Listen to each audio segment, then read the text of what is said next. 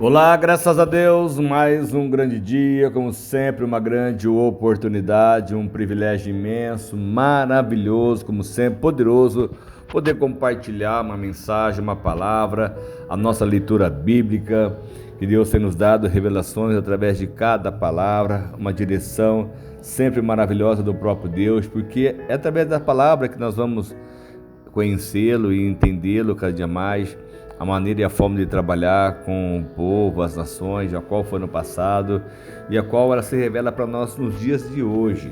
E aqui mesmo, então, no capítulo 3, olha só como Deus ele se revela pela sua palavra. São estas as nações que o Senhor deixou para pôr à prova todos os israelitas que não tinham visto nenhuma das guerras em Canaã. Fez isso apenas para treinar na guerra os descendentes dos israelitas, pois não tinham tido experiência anterior de combate.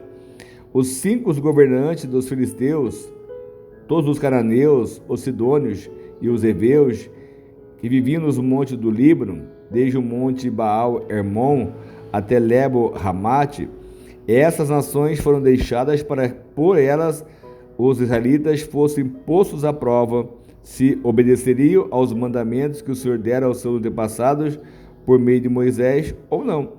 Os israelitas viviam entre os cananeus, os hititas, os amorreus, os ferezeus, os heveus, os jebuseus, e assim tomaram as filhas deles em casamento, e também deram as suas filhas aos filhos delas, e também prestaram culto aos deuses deles. Então, olha só, toda a orientação que foi dada de Moisés, cuidando, zelando, Josué, os demais líderes, enfim, a qual fizeram, até o próprio anjo veio falar com o meio do povo israelitas, e o Senhor permitiu que assim ficassem.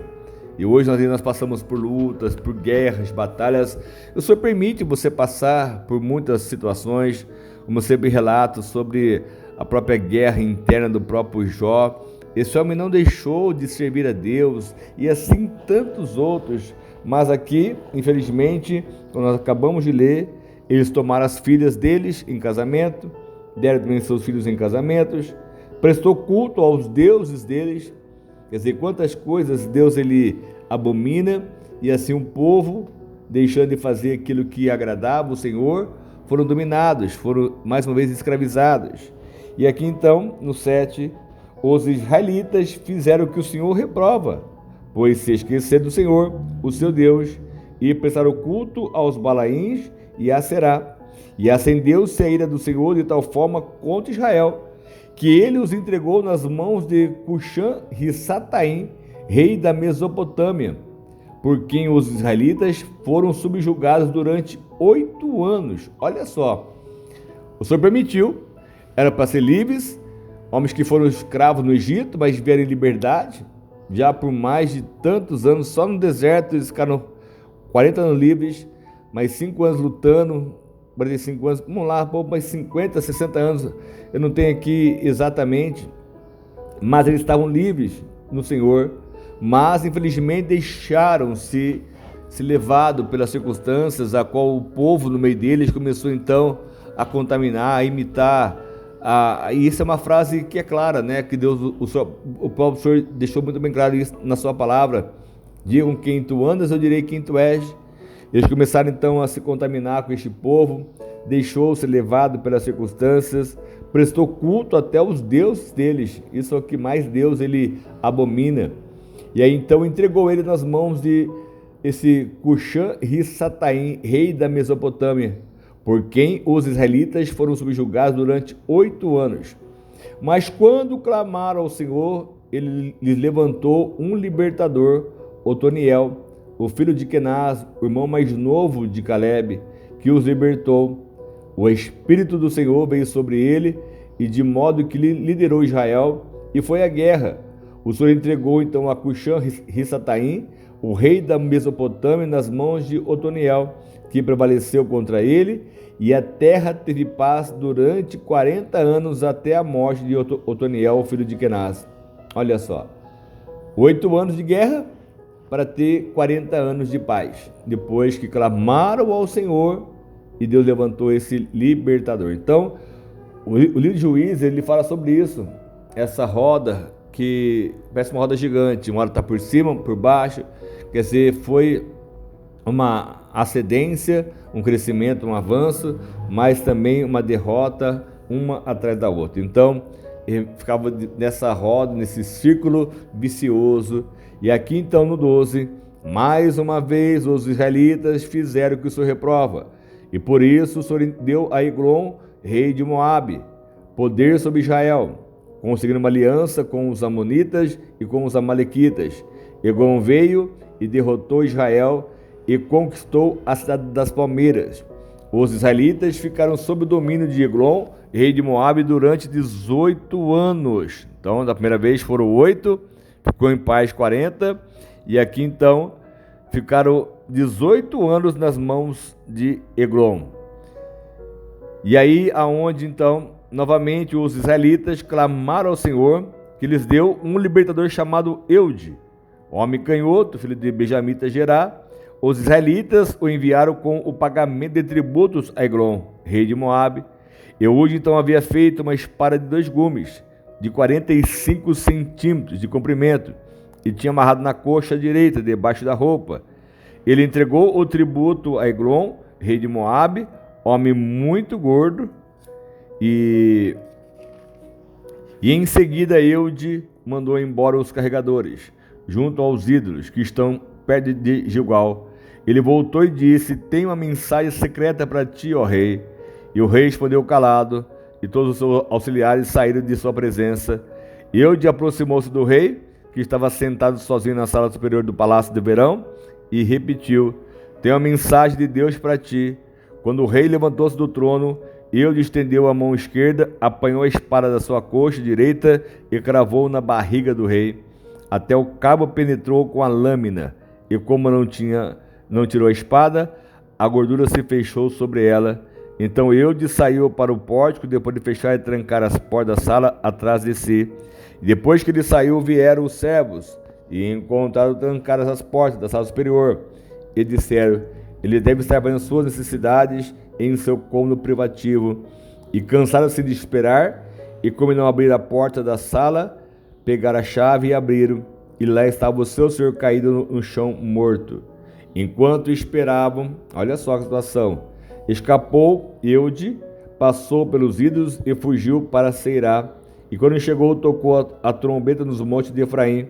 E os israelitas desceram dos montes com ele à sua frente. Sigam-me, ordenou, pois o Senhor entregou Moabe, o inimigo de vocês, em suas mãos. Eles o seguiram, tomaram posse do lugar de passar do Jordão, que levava a Moabe, e não deixaram ninguém atravessar o rio. E naquela ocasião mataram cerca de 10.000 moabitas, todos eles fortes e vigorosos, nenhum só homem escapou. Naquele dia Moabe foi subjugado por Israel, e a terra teve paz durante 80 anos. Olha só, a primeira foi 8, descansou 40, agora foi 18, descansaram mais 80 anos. E assim, depois de Eude, no 31, veio Sangar, filho de Anate, que matou 600 filisteus com uma guilhada de bois. Ele também libertou Israel. Então, essa situação, essa roda, a qual viciosa, na verdade, eles prevaleciam, venciam, clamavam, buscavam a Deus por um líder, como foi o Otoniel, como foi Eude, como foi agora esse Sangar, enfim. Então Deus levantou homens, levantou pessoas para poder liderar um povo, mas sempre que a terra entrava em paz, eles deixaram de fazer aquilo que o Senhor se agrada e obedeciam mais a própria vontade, a sua própria carne, os desejos do mundo, enfim, que esse mundo é sedutor demais, e é onde nós precisamos, então, realmente nos firmar de verdade no Senhor, saber o nosso propósito, saber a nossa identidade, que nós somos filhos de verdade,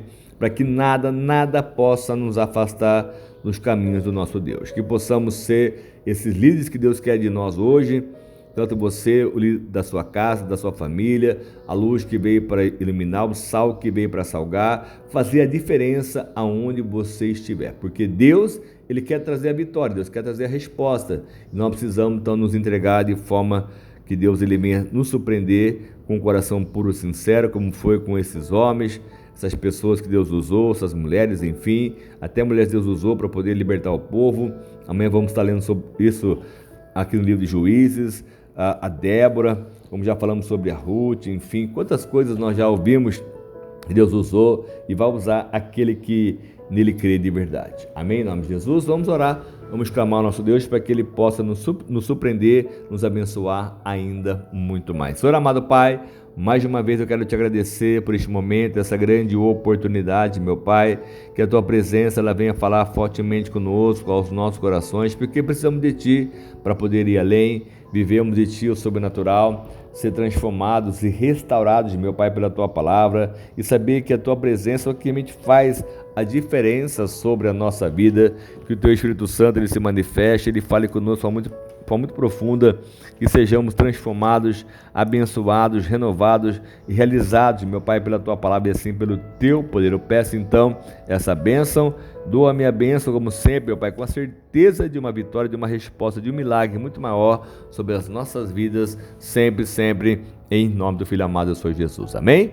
Deus abençoe muito a sua vida, tenha um dia maravilhoso, um dia glorioso, de muitas bênçãos, felicidade e prosperidade, e que essa paz ela possa reinar em sua alma, em seu coração, na sua casa, na sua família, no seu trabalho, enfim, e que esse mês de outubro que está para ser encerrado, que ele venha ser glorioso, ainda que Deus venha te surpreender, te levantar ainda muito mais com força, determinação para vencer a si mesmo, que esse ano que está para se findar seja também um ano glorioso na sua vida, ainda que falte 2 meses para encerrar, mas que uma coisa boa que aconteça, você pode ver, vai dizer o como Deus ele foi comigo, e assim será com a sua casa e com a sua família sempre, em nome de Jesus. Amém? Deus abençoe, fica com Deus, o que precisar pode contar conosco, em nome de Jesus.